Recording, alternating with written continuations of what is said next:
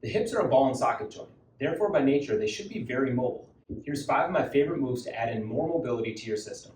First, we're starting with a reverse Nordic curl. This is going to open up my hip flexors and quads, which sometimes aid in hip flexor tightness. So we're going to get nice and tall, shoulders, hips, and knees all staying in a straight line. We're just going to simply lean back nice and slow, try to take 5 to 8 seconds to lean back, feeling a big stretch across here. I don't like coming back up because that's concentric contraction.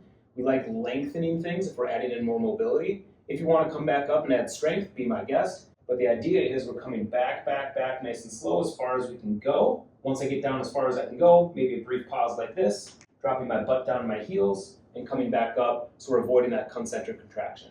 Again, this looks like leaning back, nice big hip flexor stretch, quad stretch. You can tuck that pelvis for even a little bit more stretch, all the way down, butt goes down to the heels, and on the way back up. Next up on the list, lateral movement. Groin adductor muscles can sometimes get a little tight, taut, etc. So getting into a half center split and starting by just rocking my butt back to my heels nice and slow, feeling how that changes the stretch and location of stretch through my adductor group here. As I come down, I feel a little bit more in my hamstring. As I come up, I feel a little bit more to the anterior groin. We can go back and forth a few times, but then using muscle to stretch muscle. Shortening muscle to lengthen muscle is one idea of mobility. So I'm going to use my glute min or lateral abductors here, and I'm just going to slowly lift off, only just a millimeter, holding that for 5 to 10 seconds, dropping down. You should feel a cramp. If we're using muscles that haven't been used for a while, they might feel a little crampy, achy, annoying. That's a good thing. Dare I say, if you're not cramping, you're not trying hard enough. Then we get into the famed 90-90 position. 90-90 position is just a position. There's a lot of things we can do from here, as you'll find out. 90-90, we want 90 degrees at the front knee, 90 degrees at the back knee. Another way to look at this is lining up my foot, knee, and foot all in the same line here, okay? To start with this, we're going to go through a transfer. As I open up, I'm trying to keep as much space between my knees as possible so that I make this as effortful or intentful as possible. So I'm opening up my right knee as much as I can, trying to push almost my left knee away from that as I transfer over. I have to use my hands because I'm working on my hip mobility. If you can do this without hands, very good. I'm cheating a little bit. I'm kind of rounding my spine through here. So to use my hands, I just get more hip bias with this. And then from the end position, we can go through a little bit of a get up, dropping back down, trying to land nice and slow, transfer over to the side. I use my hand to help me get up a little bit. I ain't too proud to beg. All the way back down.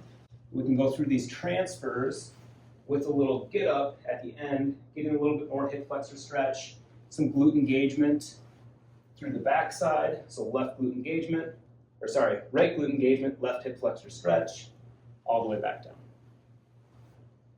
Again, the 90-90 is just a position. The next move is what I call a lead regression. If we're looking at FRC protocols, we've got rails and pails, things like that. But I'm looking primarily at my left leg here. My left leg, my left femur in that ball and socket joint is more into hip external rotation. So I'm going to try to stretch that by leaning forward over that left hip, but I'm using this leg as much as I can, not my left hand, to push me back up. So I'm taking this muscle through a lengthening motion under deceleration, aka eccentric training, and then concentrically pushing myself back up, using the muscle throughout its full range of motion. So again, chest stays nice and tall. I'm just trying to think about getting my belly button over this knee, leaning as far forward as I can control, and then pushing down through this leg to push me back up. Showing this on the other side, leaning nice and tall forward. I'm using this leg as my decelerator or my brake to push me back up nice and slow. One more time, nice and tall through the spine. Try not to compensate through the pelvis. Pelvis and hips are different, and pushing back up. Don't be surprised if one hip feels tighter than the other. Doesn't necessarily mean we have to spend more time on it. Which leg would you kick a soccer ball with? You probably have a favorite leg or a favorite hip. That's okay. Maybe spend more time on it if you want to. Last on the list is one of my favorite dynamic movements for the hind leg in this 90-90 position. This is called a hind flow through, which we can go through a exaggerated flow through. I'll show you that. We can start by just lifting this entire leg off the ground. Again, I have to use my right hand to balance me here. You might get that similar cramp to those half center splits.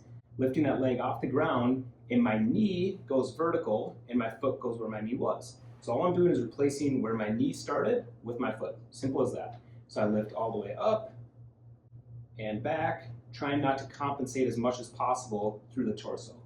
whole leg comes off the ground, knee comes up, foot goes where knee was, and kicking back.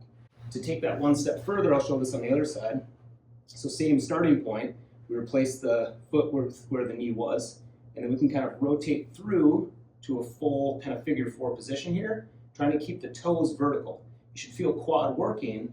It's just taking that posterior hip, my hind hip, throughout most of its range, right? Again, I'm trying my best not to complicate things or compensate things through my pelvis. I'm not rocking as much as possible. And this is where I need my hand for a little bit of assistance. If you don't need that, be my guest. I do.